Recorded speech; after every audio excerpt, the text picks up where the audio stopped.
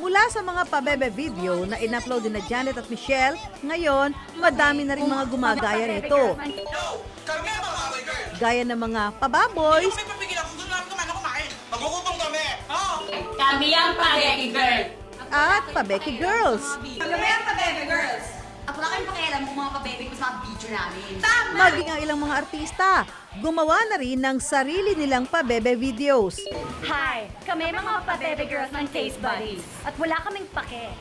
Kaya gayahin niyo na kami. Yes, just go for it na. Pake. Kaya huwag kayo mangingialam kasi sino man kayo, walang makakapigil sa amin. Sino nagturo na gano'n ang approach? Ate Abel po, Si Ate Abel. Sino ba si Ate Abel? yung nag-video po sa amin. Sa pakikipagkwentuhan ko kina Janet at Michelle, ilang beses nilang nabanggit ang pangalang Ate Abel. Ang totoo raw kasi, hindi raw sila sisikat kundi dahil sa kanya. Ang tinutukoy ni na Janet at Michelle, ang siyang kumuha at nag-upload ng kanilang viral video. Ama na yan! Tigilan niyo na yan! Hindi man siya lumabas sa unang video ng grupo, nakilala naman siya dahil sa kanyang pamosong linya. Ay, hindi ko po talaga ine-expect. Sa page ko po kasi in-upload, yung I Love Belle po na page. Tapos in-upload ko siya doon. Tapos kilala kasi yung page ko na yon.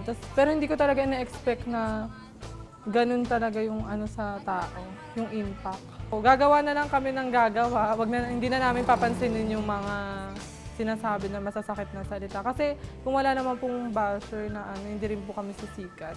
Wala rin pong pabebe na Pero sa tunay na buhay kaya, mataray at palaban din ba ang magkakaibigan? Ay, tatanungin natin dito sa mga kapitbahay nyo. Kilala nyo ba to ang dalawang to? Ay, opo. Sino po ito? Ito po si MM. Ay, si MM ka pala. Si Palayo. Ay, so alam nyo, sila ho yung tawag sa kanila ngayon? Baby girl. Baby girl.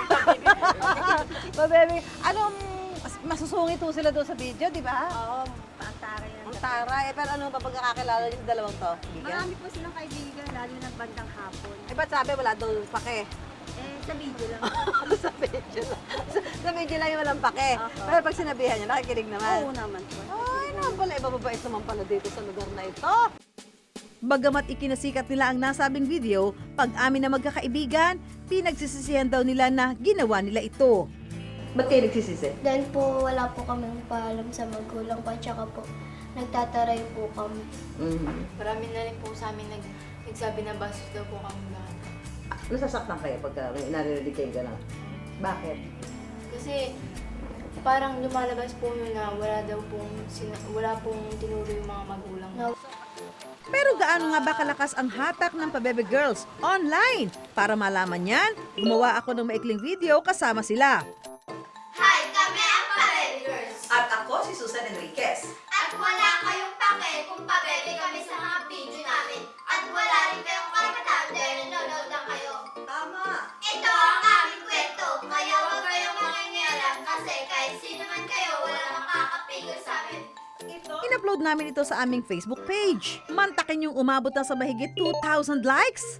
At halos 20,000 ang views nito sa loob lamang ng 2 araw. Nakakapigil sa amin, tama na yan, tigilan nyo na yan. Wala talaga kayong karapatan na Wala kayong pake at wala kayong karapatan. Yan ang mensaheng laman ng video na in-upload ng Pabebe Girls. O nga't nagbukas ito ng maraming oportunidad para sa magkaibigan. Pero sa totoo lang, sa kanilang murang edad, mas dapat nga silang pakialaman at gabayan. Nino pa, kundi ng kanilang mga magulang. Okay, para sa inyong dalawa, Janet, Michelle, ano yung aral ng tunay na buhay? Pag magbibideo po ulit kami, magpapaalam po muna sa magulang. At saka wag po kami mag-decision ng Sarili. sarili po, na wala pong paalam.